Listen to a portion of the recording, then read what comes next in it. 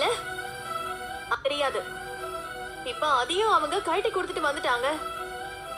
இப்ப வந்து நகைக்கு பணத்தை கூடன்னு கேட்டா நான் எங்க போயிட்டு போகணும்னு பொய் சொன்னல, அது மட்டும் பொய்யா இல்லாம உண்மையா இருந்துச்சுன்னு வச்சுக்க, உன் பொய்க்கெல்லாம் சேர்த்து நானும் சப்போர்ட் பண்ற மாதிரில இருக்கும். வாங்க போற அவனையா? அவன் தான் இதுக்கெல்லாம் கரெக்ட். அவனை கூட்டிட்டு போய் நீ போற இடம் நகை கடையோ இல்ல சேட்டு கடையோனா கூட நான் வருவேன். நீயே அந்த நகையை இருந்து என்ன பண்றது? எப்படி பணத்தை வாங்கணும்னு எனக்கு தெரியும் பாரு. அப்பதான் நம்ம 2 பேரும் சேர்ந்து நிம்மதி சப்போர்ட்டா இருக்கணும்.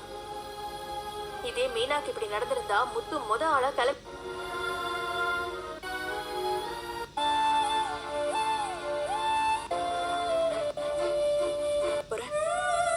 எனக்கு தெரியுதுப்பா.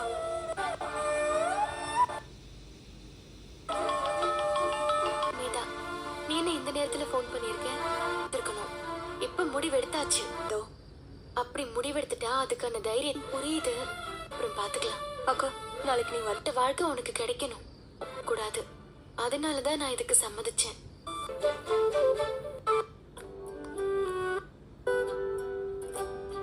சின்ன சாப்பிட்டேன்.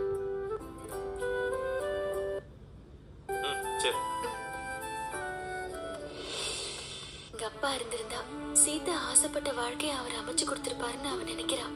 நிச்சயம் நீங்க இது ரெஜிஸ்டர் ஆஃபீஸில் நமக்கு தான் ஃபர்ஸ்ட் டைம் வாங்கியிருக்கேன். சீக்கிரமாக வந்துடு. நான் வைக்கிறேன், சரியா? ஞாபகம் இருக்கா இல்லையா? சரியா சாப்பிட சொல்லியிருக்காங்கல்ல. எனக்கு போதுமா? மாப்பிள்ளையோட மனசு யாருக்குமே வராது. சத்யா பாஸ் பண்ணதுக்கே இதா குடி. இல்லம்மா, ஒரே எரிச்சல் வாழ்க்கை அமைச்சு கொடுப்பாருன்னு. போதுமா?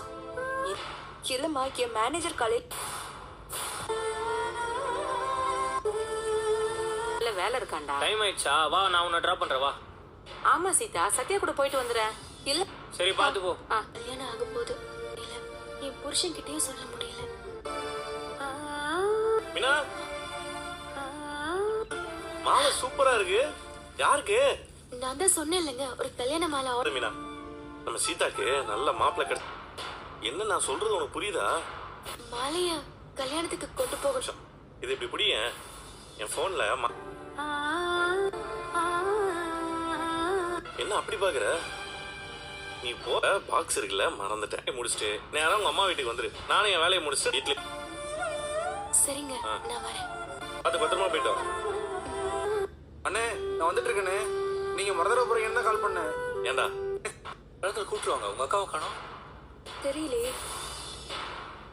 ஒருவேளை முத்துவுக்கு தெரிஞ்சு அவன் போக விடாமல் தடுத்துருப்பானோ? அதெல்லாம் ஒண்ணும் இருக்காது, நீங்க பயமுறுத்தாதீங்க.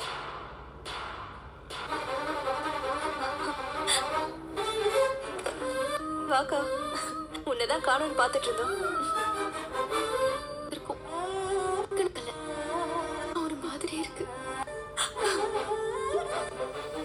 ஐடி டீடைல்ஸ் எல்லாம் கேக்குறாங்க.